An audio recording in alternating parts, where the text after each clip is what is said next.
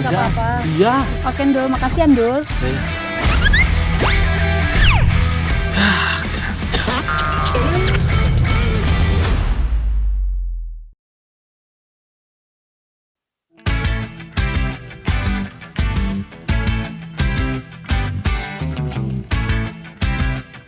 Menjelang sore begini, memang paling pas bersepeda keliling kampung.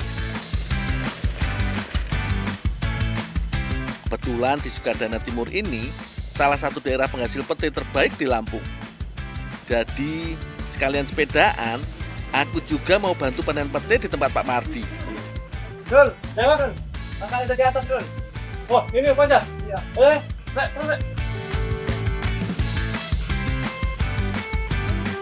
Bang, udah mulai panen bang? Udah. Bang, bantuin dulu bang. Nanti bantuin kemudian deh.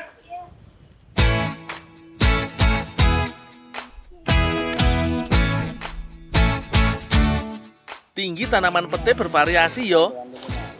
Rata-rata 5-25 meteran. Batangnya cukup kokoh. Jadi meskipun dipanjat 3 orang begini, pasti kuat.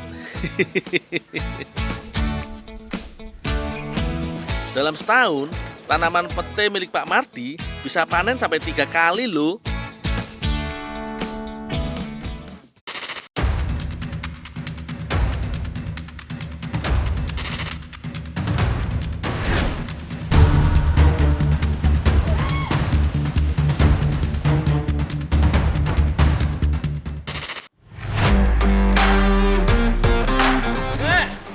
Ambil kumpulin. Ada 2 cara memanen pete yang biasa dilakukan di kampung ini. Bisa pakai bantuan tali agar pete dapat sampai di bawah tanpa kerusakan. Ada juga sistem jatuhan seperti yang aku lakukan sekarang ini.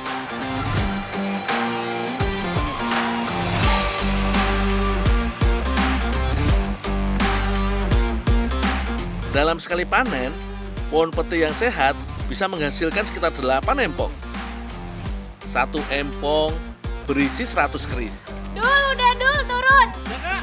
Kita bawa yang udah ada aja di bawah. Udah banyak. Udah, Ya. banyak. Kak, saya turun dulu kak. Lanjut ya. Oh iya, keris itu sebutan untuk 1 lembar pete utuh.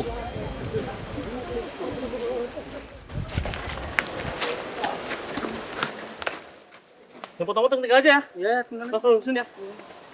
Wah, lumayan. Dapat pete dari Pak Mardi. Kayaknya pas banget kalau kita jadikan cake fla pete kesukaan Mbak Rere.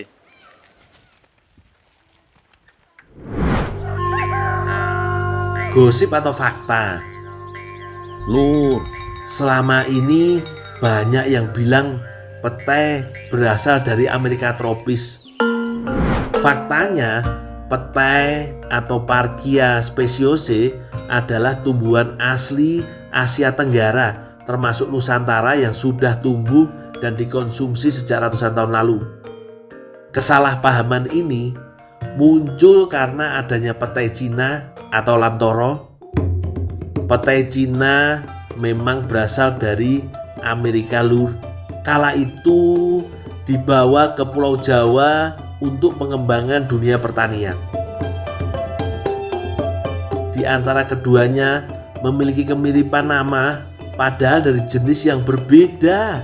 Ibarat kata mirip nama tapi bukan saudara. Fakta lain, ada beberapa nama daerah di Indonesia seperti Cipete yang diyakini mendapat nama karena banyaknya pohon pete yang dulu tumbuh subur di sana.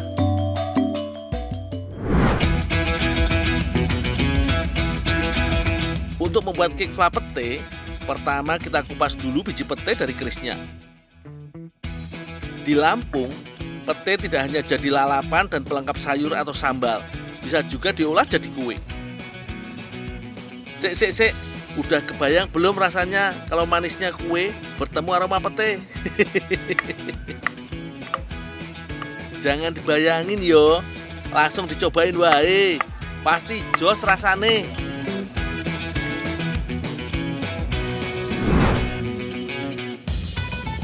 Mbak Rere mau buat adonan cake. 4 butir telur ayam dicampur gula pasir secukupnya. Ada tambahan pengembang supaya cake-nya tidak bantat. Aduk semua bahan sampai warna adonan berwarna putih. Nah ini udah putih. Ya, Terus ntar dimasukin tepung ya. ya masukin tepung terigu ya. Iya, terus Susu susu, sama minyak. minyak. Tapi tepungnya dulu ya.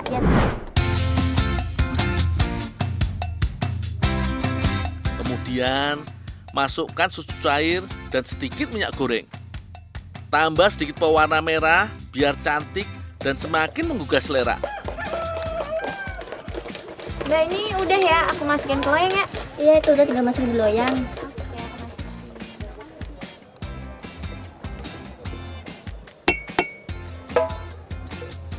Mbak, aku oven ini dulu ya. Oh iya, silakan di open dulu.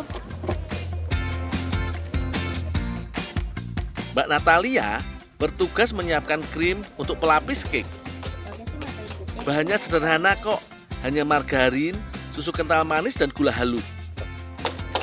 Tinggal aduk sampai berubah tekstur menyerupai krim.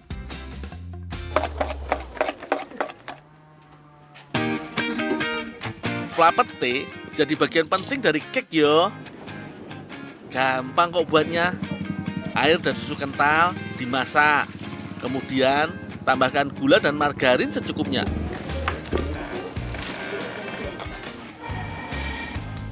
Jangan lupa tambahkan gula pasir dan tepung maizena. Ini yang membantu membuat fla kental dan jadi karamel.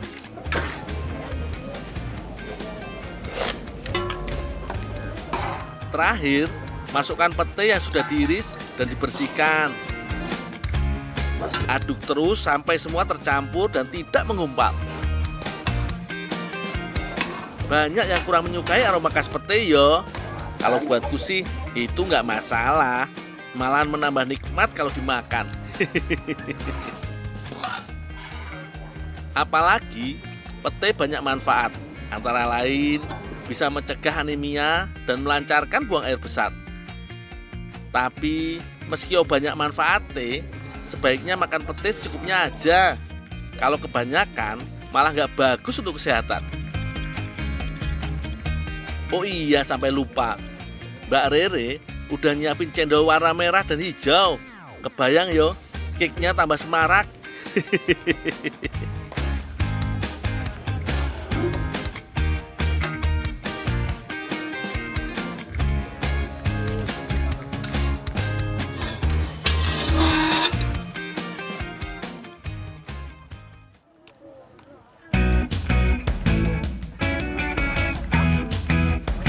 Cantikkan bentuk cake-nya, tinggal dilapisi krim.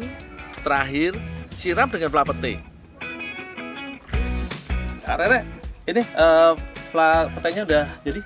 Oh ya, makasih ya Dul. Ya.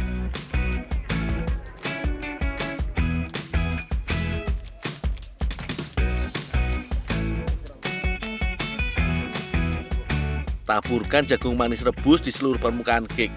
Jadi ada sensasi krenyes-krenyes saat disantap.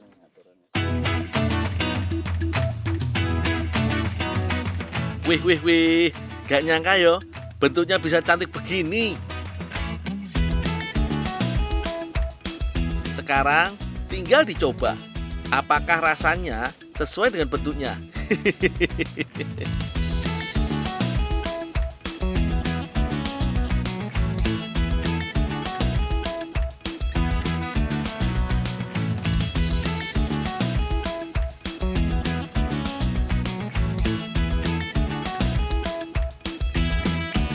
Yuk bang, ayo. Wah, nggak hanya bentuknya yang cakep, tapi rasanya juga enak pol. Paduan lembutnya cake ditambah sensasi rasa fla dan aroma pete membuat jadi beda. Flanya ini yang benar-benar nikmat banget. Rasanya unik, sekaligus bikin gak mau berhenti makan.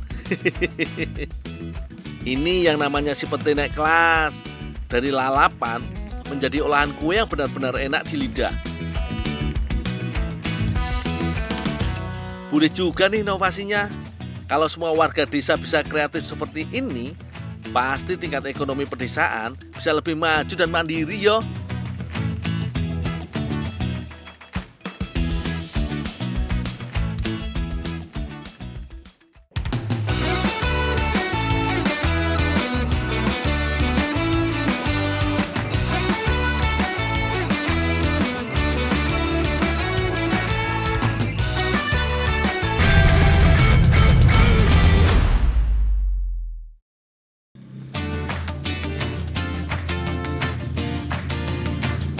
Aku baru pulang ngarit iki lur.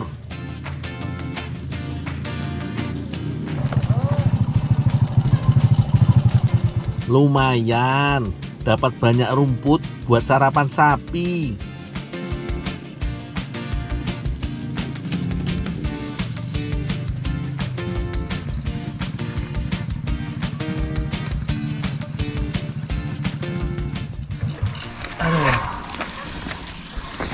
Saya sekarang cari rumput. Dul. Ya. Tolong temenin nyari cangkilung yuk. Oh, bambu. Ya, lagi gak sibuk kan? Ayo ah. Ayo, Bang. ayo. Tolong ya, Bang ya. Turunin, Bang ya. Yo, kalau Teh Amel yang ngajak, aku gak bisa nolak. Lur, kalau di tanah Sunda disebut cangkilung. Kalau bahasa Indonesianya sih ulat bambu.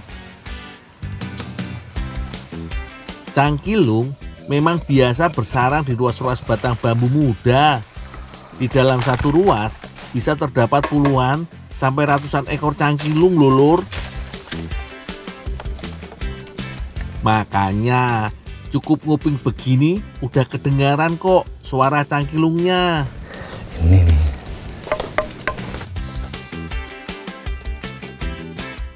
Teteh. Satu bilah bambu ini rasa-rasanya udah cukup menyimpan banyak cangkilung di dalamnya. Oh, banyak nih. Wah, banyak banget, Dul. Bener kan Lur? Cangkilungnya banyak iki. Imut-imut ya Lur, ukurannya sekitar 3 sampai 5 cm nih. Aslinya Lur, cangkilung atau ulat bambu merupakan larva dari telur ngengat atau sejenis kupu-kupu. Teh, ngomong-ngomong nih, cangkilung mau dibuat apa, Teh? Buat makanan burung, Dul. Buat makanan burung. Iya. Ah, kalau cangkilung mah kurang bagus, Teh. Mending jangkrik apa kroto sekalian. Burungnya kicaunya bagus. Teh, mending dimasak gimana, Teh? Boleh, Dul. Kita bikin makanan enak. Boleh, nanti di rumah aku aja, Dul, bikinnya. Dibantuin sekalian, Teh ya. Boleh, Dul. Pasti aku bantuin. Ya, ntar, Teh. Teh Amel ternyata satu selera sama aku Lur. Suka juga sama makanan ekstrim. Masih ada, Dul? Udah gak ada suaranya? Udah habis? Ya, Teh. Ayo, Dul.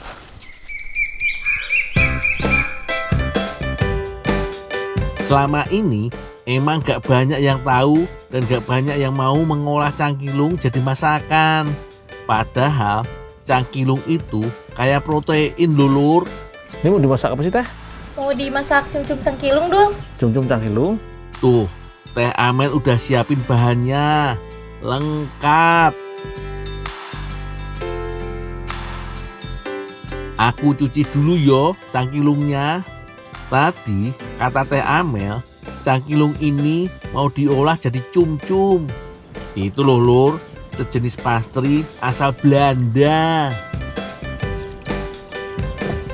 Kalau yang namanya pastry, yang kebayang kalau aku teksturnya krenyes, renyah Lur. Sip Lur, wes resik iki. Mumpung Teh Amel masih sibuk iris-iris, biar aku lanjut wae buat adonan kue cum-cumnya. Pecahkan telur ayam, lalu kocok cepat sampai kuning dan putihnya menyatu.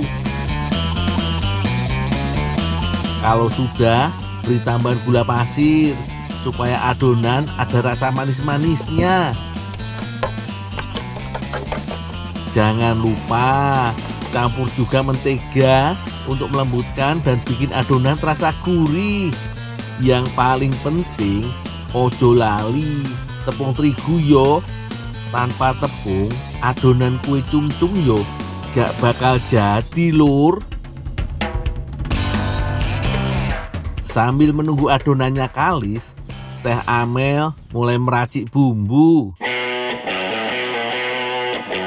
Ulek bawang merah dan bawang putih sampai benar-benar halus. Kalau sudah, ulek juga cabai merahnya. Semakin pedas, yo aku semakin suka, Lur. Tambahin sedikit kunyit, kencur, dan jahe juga yo, biar ada aroma segernya, Lur. Teh, adonannya udah jadi nih, Teh. Ada yang bisa bantu lagi nggak? Iya Dul, tolong tumis cangkilungnya ya Dul. Oh ya, Teh. Ini Dul. Ya. Teh Amel kepengin aku yang numis cangkilungnya. Yo wis, ora popo, pokoke beres, Teh. Masukkan bumbu halus ke minyak yang sudah panas yo. Oseng-oseng sebentar, lalu masukkan irisan wortel. Sebelum bumbu mulai lengket di wajan, tuang air secukupnya. Jangan lupa beri sejumput garam dan picung sebagai pelengkap rasa. Oh iyo, biasanya sih Lur, kue cum-cum berisi krim manis. Di beberapa negara juga ada yang menambahkan rum atau vanila untuk aroma yang lebih kuat. Tapi untuk kue cum-cum buatanku dan Teh Amel iki, yo pasti lebih spesial. Yakin Lur, gak pernah ada sebelumnya kue cum-cum pakai isian balado ulat bambu. Teh, masih ada campurannya, Teh? Masih ada Dul. Oh ya, Teh. Makin mantep pakai tambahan daun bawang, tomat, dan irisan cabai hijau. Tinggal beri sedikit saus tiram, rasanya bakal makin sempurna.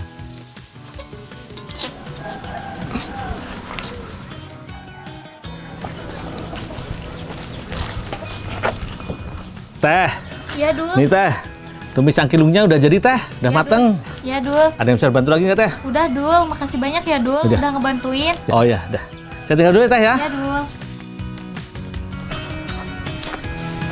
Sekarang giliran Teh Amel ngebentuk adonan kue cum-cumnya.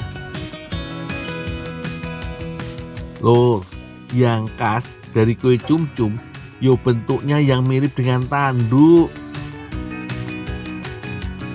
Jangan lupa olesi bagian luarnya dengan kuning telur yo. Selain bikin warna kue jadi cakep, juga bikin gula pasirnya menempel. Terakhir, panggang kue cum-cumnya.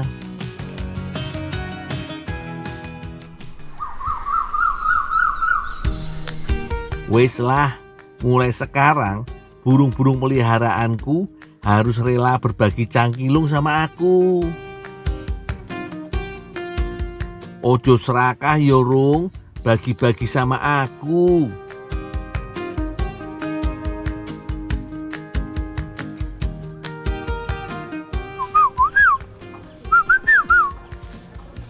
Dul, ini makanannya udah jadi. Oh ya, Teh. Bentar. Yuk kita cobain. Sabar. Burunya dipinggirin dulu.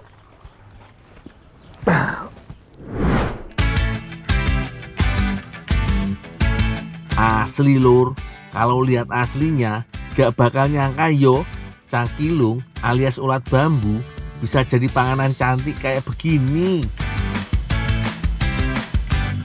Kue cum-cum dengan isi cangkilung bumbu balado sukses bikin aku ngiler. Lur, beneran gak cuma enak dipandang mata, tapi juga nikmat di lidah. Kenyal cangkilungnya ada, pedas bumbunya terasa, manis dan teksturnya krenyes-renyah, jos gandos Lur.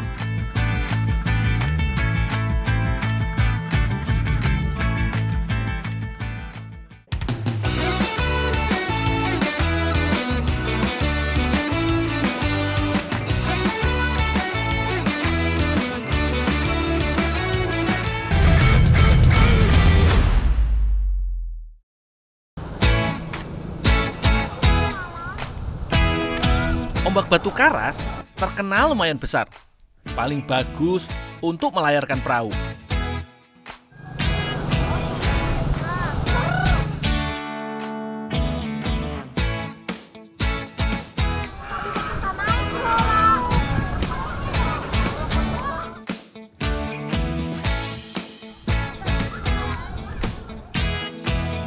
Nah, ini dia tempat paling pas untuk menebar jaring.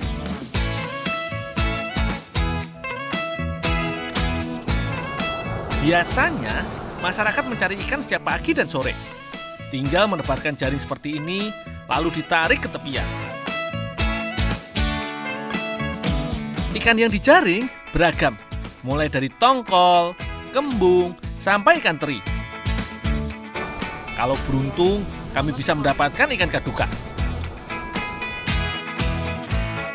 Semoga aku dapat ikan kaduka.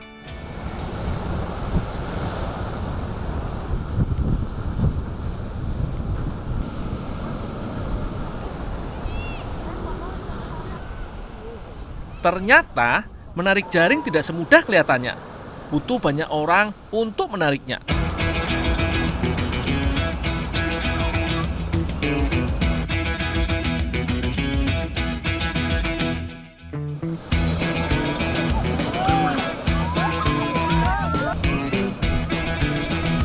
Wah, lumayan juga hasil hari ini.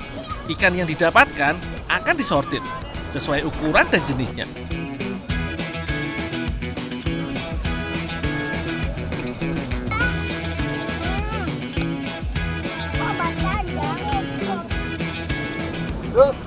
Ya, ini buat kamu tuh.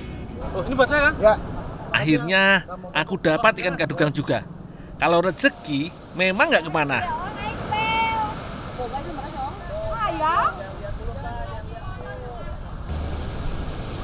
Aku mau membawanya ke tempat teh Popi. Siapa tahu bisa dijadikan makanan yang enak.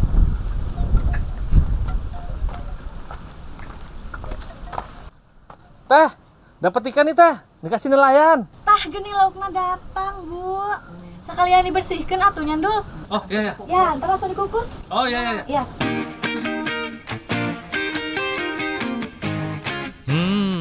Siomay abon sepertinya ide bagus. Ikan kadukang kalau sudah diasinkan dikenal dengan ikan jambal. Ikan kadukang tidak hanya enak dimakan, apalagi kata teh Popi, gizinya bagus untuk meningkatkan trombosit dan mengandung omega 3 yang tinggi. Aku dapat tugas untuk membuat abon dari ikan kadukang.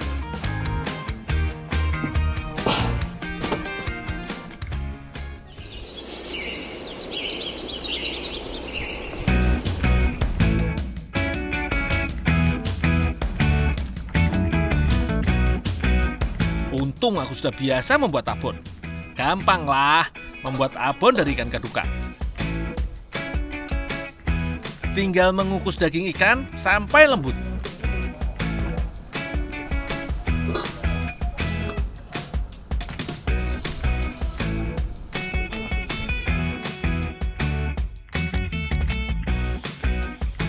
Setelah lembut begini, duri ikan akan lebih mudah dipisahkan dari dagingnya.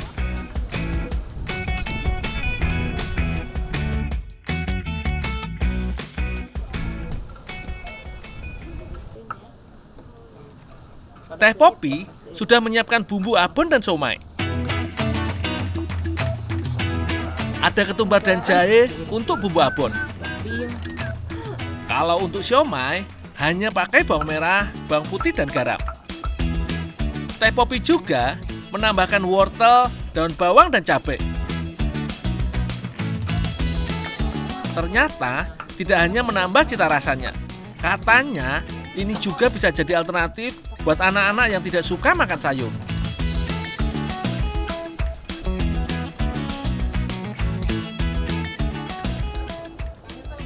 Udah pisahan tulangnya juga, Teh? Oh iya, Ndul. Sekalian kamu tumbuk, kamu masukin bumbunya juga ya, Ndul? Oh, lihat, Teh. Ya, ini bumbunya, Ndul. Daging ikan kadukang yang sudah dikukus, aku tumbuk sampai hancur. Tidak perlu terlalu lembut, ini justru membuat tekstur abon lebih enak saat dimakan.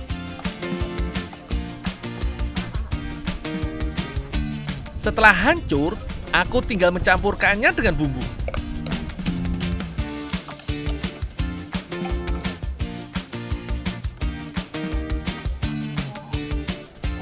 Untuk bahan siomay, Ibu Yani memakai tepung tapioka, tepung terigu, dan butir telur. Semua bahan diadon hingga kalis. Oh iya, Bu Yani juga menambahkan daging ikan gadukang supaya siomay lebih gurih.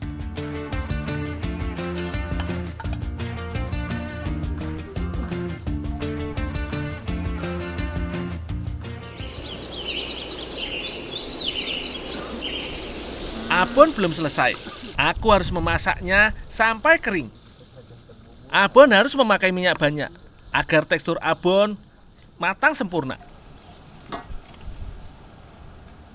Dul. Gantiin dong ini, aduk ini. Oh, ya deh.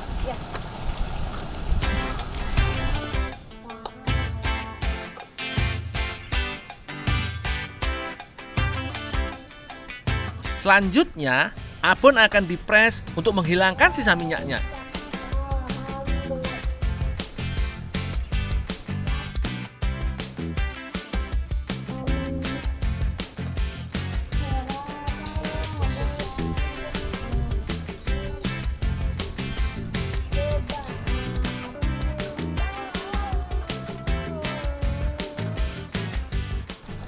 Teh, ini sabunnya udah matang. Ya.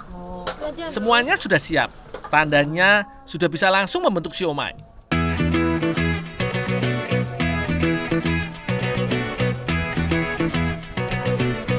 Cetakan kue begini bisa membuat bentuk siomay lebih rapi. Jangan lupa menambahkan abon di atasnya. Ada cerita yang aku dapat. Siomay bukan makanan asli Indonesia.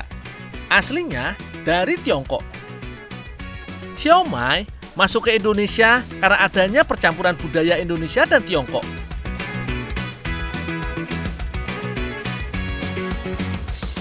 Di negara asalnya, siomay biasanya memakai daging babi.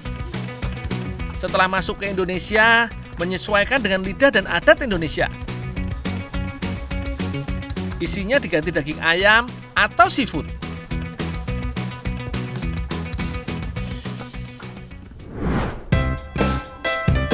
Tidak perlu lama mengukus siomay.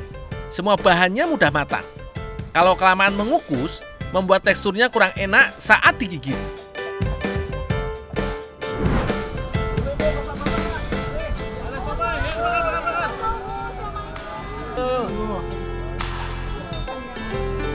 Ternyata tambahan abon ikan kadukang membuat rasanya pas di lidah.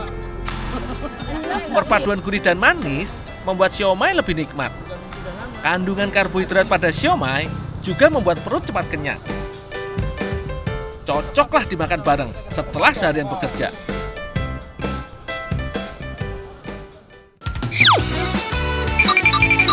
Lagi panen cabe nih, tak bantuin kok nggak? Bener, nggak apa-apa. Iya. Oke, Ndul. Makasih, Ndul. Ya.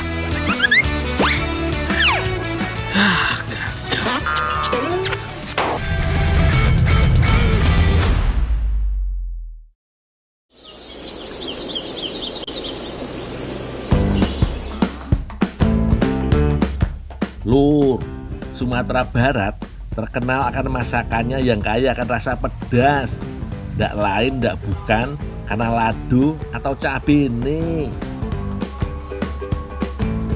Cabai memang jadi salah satu bahan wajib dalam kuliner Padang yo. Rasane kalau ndak pedas yo ndak lengkap. Makanya ndak heran kalau sangat mudah menemukan kebun cabai di pekarangan rumah warga. Salah satunya seperti di rumahnya Unidara ini, Lur. Kebetulan lagi panen. Wih, kesempatan nih. Jadi bisa berduaan panen sama Unidara.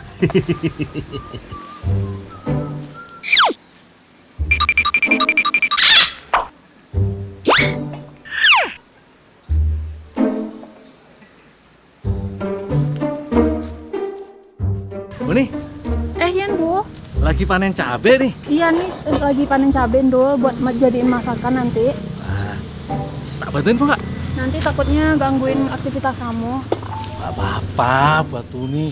Aku juga lagi nganggur ini. Nggak ada Bener, nggak kerjaan. apa-apa. Iya. Ya udah, ditolong ya, Ndul. Aku sambil nyiapin bahan-bahan buat masakan nanti. Oke, ya, Ndul? Hah? Ya, masakan dari cabe yang habis dari panen ini. Oh, ya. Oke, Ndul. Makasih ya, Ndul. Ya.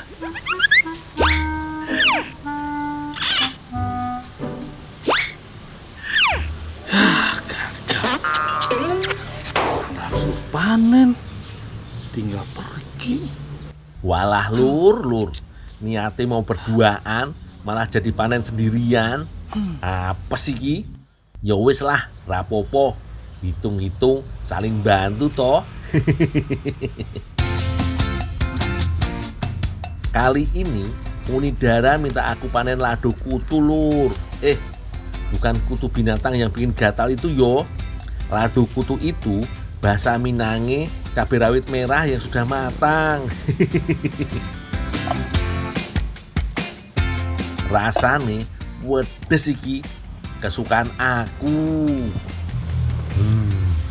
Kira-kira mau dimasak opo yo lur?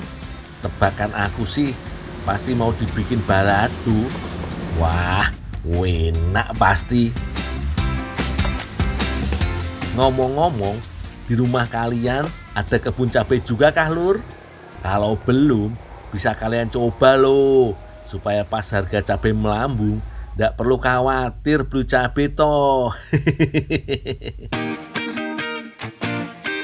Bagi pemula, bisa coba menanam cabai rawit seperti ini lur. Penanaman cabai rawit cenderung lebih rendah resikonya jika dibanding dengan cabai besar. Masa panen cabai rawit juga relatif cepat lur, sekitar 2,5 hingga 3 bulan sejak bibit ditanam. Periode panennya bisa berlangsung selama 6 bulan atau bahkan lebih. Lumayan banget toh lur, apalagi selama periode panen, frekuensi panennya bisa berlangsung sebanyak 15 hingga 18 kali. Dijamin nggak bakal rugi deh. Nah, saat panen, pilihlah cabai yang bentuknya ramping dan padat berisi kayak yang aku pilih ini lur. Tipe buah seperti ini biasanya rasanya lebih pedes. Wah, kayaknya sudah cukup banyak nih. Yowis lah, tak bantu Unidara dulu ya lur.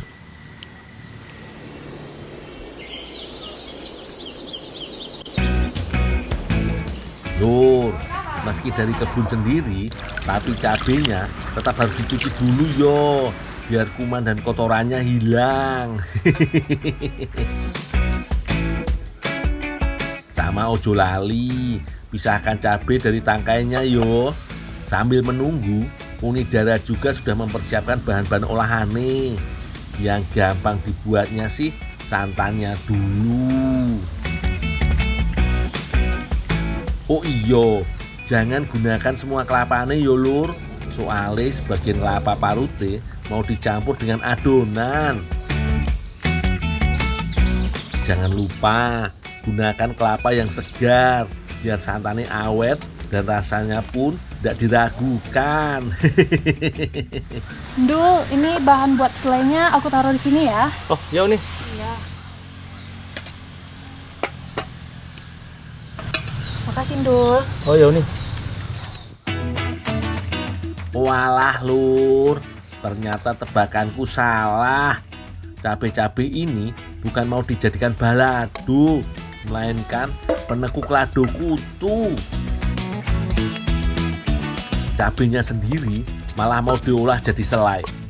Ayo, kalian pernah makan selai cabai enggak lur? Penasaran yo? Sini, tak ajarin cara bikinnya. Pertama-tama, tumbuk cabai rawitnya. Nggak usah terlalu halus, nggak apa-apa kok lur. Soalnya mau dimasak lagi. Oh iya, buat kalian yang nggak suka makan pedas, ayo sekali-kali dicoba makan sedikit cabai. Soalnya kandungan nutrisinya bermacam-macam lur. Apa meneh kandungan vitamin A, E, dan C-nya. Waduh, bagus banget buat kesehatan tubuh kita loh. Nah, kalau sudah siap, aku masak dulu Lur. Santan yang tadi telah disiapkan oleh Unidara. Jika sudah agak panas, baru masukkan cabai tumbuk E. Lalu aduk hingga rata. Kalau dilihat-lihat seperti kuah gulai ya Lur. Tenang. Sekarang kita lanjut masukkan daun pandannya. Lalu tambahkan gula nih yang banyak yo Lur. Namanya juga selai. Yo harus manis toh. Aduk-aduk hingga gula meleleh. Lalu berikan tepung maizena untuk mengentalkan. Masak hingga teksturnya berubah menjadi lebih berat seperti selai. Sambil menungguku menyelesaikan selai lado kutune, Unidara menyiapkan adonan menekuknya Lur. Campurkan tepung dengan vermipan, gula pasir, garam, kelapa parut, dan kental manis. Aduk adonannya hingga merata. Penekuk ini mengingatkan kita pada olahan khas Amerika, yaitu pancake yo Lur. Kalau sudah tercampur rata, tambahkan air dan campur hingga adonan mengental. Kudapan ini merupakan kuliner tradisional yang cuma bisa kita temukan di Sumatera Barat Lur. Makanya buat dulur-dulur kesayangan aku bisa dicontek nih resepnya Unidara biar nggak penasaran toh.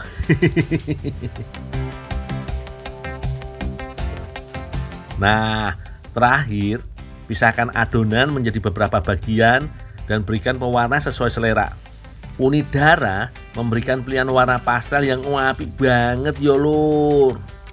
Ono merah muda, biru muda, dan kuning cerah. Wah, cantik banget. Nggak kalah ayu sama Unidara. Pas banget ini Lur. Kebetulan selaiku juga sudah jadi. Semoga Unidara puas juga dengan hasilnya ya Lur.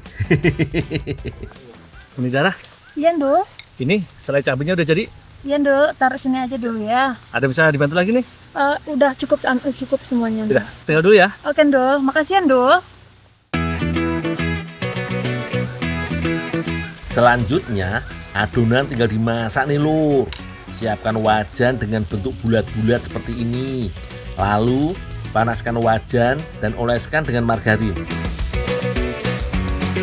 Tuangkan adonan ke dalam wajan, tapi diamkan sebentar yo, hingga teksturnya padat, lalu bolak-balik adonan hingga kecoklatan. Tapi kayaknya apinya terlalu besar yo Lur. Walah, gosong. Aduh, Uni, gagal maning. Wis, rapopo Uni, bikin yang baru wae. Kali ini pastikan api tidak terlalu panas yo Uni, biar tidak gosong lagi. Nah, kalau begini kan cantik jadinya. Warnanya api dengan semburat warna kemasan yang menggugah selera.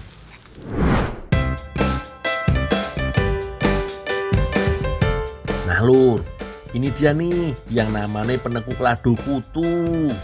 Selai lado kutu atau selai cabai rawitnya dioleskan di antara penekuknya. Wih, aku gak sabar mau nyicipin. Apalagi makin penasaran sama sensasi rasa yang bakal dihasilkan dari selai ini. Ayo nih, langsung wae kita santap.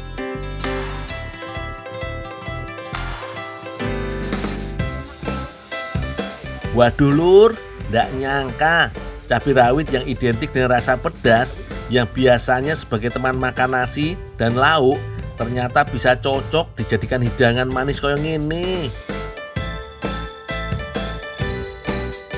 Tekstur kuenya yang lembut juga senada dengan selainya yang meleleh di lidah. Kalau kata orang Sumatera Barat sih, Lama bana.